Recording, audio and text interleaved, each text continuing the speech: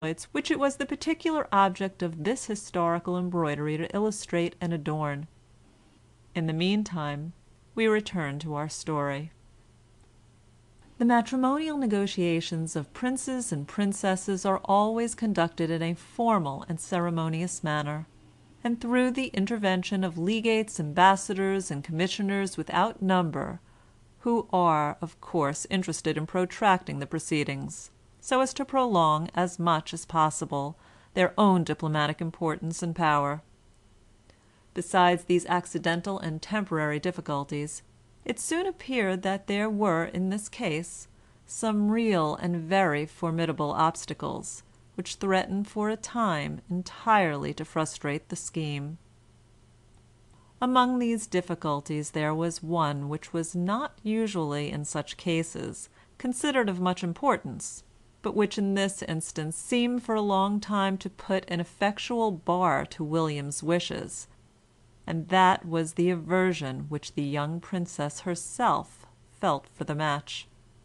She could have, one would suppose, no personal feeling of repugnance against William, for he was a tall and handsome cavalier, highly graceful and accomplished, and renowned for his bravery and success in war. He was in every respect such a personage as would be most likely to captivate the imagination of a maiden princess in those warlike times. Matilda, however, made objections to his birth. She could not consider him as the legitimate descendant and heir of the Dukes of Normandy. It is true he was then in possession of the throne, but he was regarded by a large portion of the most powerful chieftains in his realm as a usurper. He was liable at any time on some sudden change of fortune to be expelled from his dominions. His position, in a word, though for the time being very exalted, was too precarious and unstable, and his personal claims to high social rank were too equivocal to justify her trusting her destiny in his hands. In a word, Matilda's answer to William's proposal was an absolute refusal to become his wife. These ostensible grounds, however, on which Matilda based her refusal, plausible as they were not the real and true ones. The secret motive was another attachment which she had formed. There had been sent to her father's court in Flanders, from the English king, a young Saxon ambassador, whose name was Brittrick. Brittrick remained some little time at the court in Flanders, and Matilda, who saw him often at the various entertainments, celebrations, and parties of pleasure which were arranged for his amusement, conceived a strong attachment to him. He was of a very fair complexion, and his features were expressive and beautiful.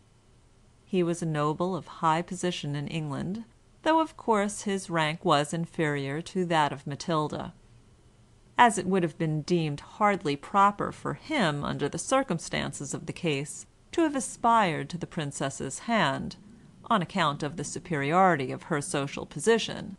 Matilda felt that it was her duty to make known her sentiments to him, and thus to open the way. She did so, but she found, unhappy maiden, that Brittrick did not feel himself the love which he had inspired in her, and all the efforts and arts to which she was impelled by the instinct of affection proved wholly unavailing to call it forth. Brittrick, after fulfilling the object of his mission, took leave of Matilda coldly, while her heart was almost breaking, and went away. As the sweetest wine transforms itself into the sharpest vinegar, so the warmest and most ardent love turns, when it turns at all, to the most bitter and envenomed hate. Love gave place soon in Matilda's heart to indignation, and indignation to a burning thirst for revenge. The intensity of the first excitement subsided, but Matilda never forgot and never forgave the disappointment and the indignity which she had endured.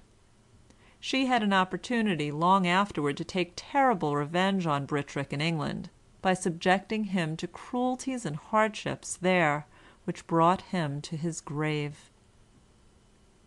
In the meantime, while her thoughts were so occupied with this attachment, she had of course no heart to listen favourably to William's proposals.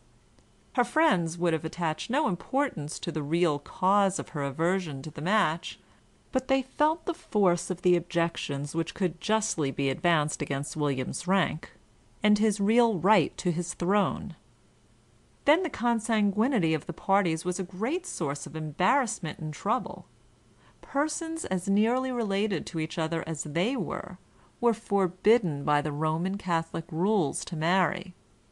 There was such a thing as getting a dispensation from the Pope, by which the marriage would be authorized. William accordingly sent ambassadors to Rome to negotiate this business. This, of course, opened a new field of difficulties and delays. The papal authorities were accustomed in such cases to exact as the price, or rather as the condition of their dispensation, some grant or beneficial conveyance from the parties interested to the Church, such as the foundation of an abbey or a monastery, the building of a chapel, or the endowment of a charity, by way, as it were, of making amends to the Church, by the benefit thus received, for whatever injury the cause of religion and morality might sustain by the relaxation of a divine law. Of course, this being the end in view, the tendency on the part of the authorities at Rome would be to protract the negotiations, so as to obtain from the suitors' impatience better terms in the end. The ambassadors and commissioners, too, on William's part, would have no strong motive for hastening the proceedings. Rome was an agreeable place of residence, and to live there as the ambassador of a royal Duke of Normandy was to enjoy a high degree of consideration, and to be surrounded continually by scenes of magnificence and splendor. Then again, William himself was not always at leisure to urge the business forward by giving it his own close attention, for during the period while these negotiations were pending he was occupied from time to time with foreign wars or in the suppression of rebellions among his barons. Thus, from one cause and another, it seemed as if the business would never come to an end. In fact, a less resolute and determined man than William would have given up in despair, for it was 7 years, it is said, before the affair was brought to a conclusion. One story is told of the impetuous energy which William manifested in this suit, which seemed almost incredible. It was after the negotiations had been protracted for several years, and at a time when the difficulties were principally those arising from Matilda's opposition, that the occurrence took place. It was at an interview which William had with Matilda in the streets of Bruges, one of her father's cities. All that took place at the interview is not known, but in the end of it, William's resentment at Matilda's treatment of him lost all bounds. He struck her or pushed her so violently as to throw her down upon the ground. It is said that he struck her repeatedly, and then leaving her with her clothes all soiled and dishevelled, rode off in a rage.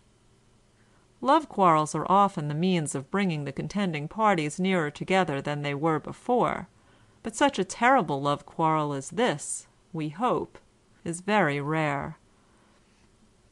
Violent as it was, however, it was followed by a perfect reconciliation, and in the end all obstacles were removed, and William and Matilda were married. The event took place in 1052. The marriage ceremony was performed at one of William's castles on the frontiers of Normandy, as it is customary for princes and kings to be married always in their own dominions.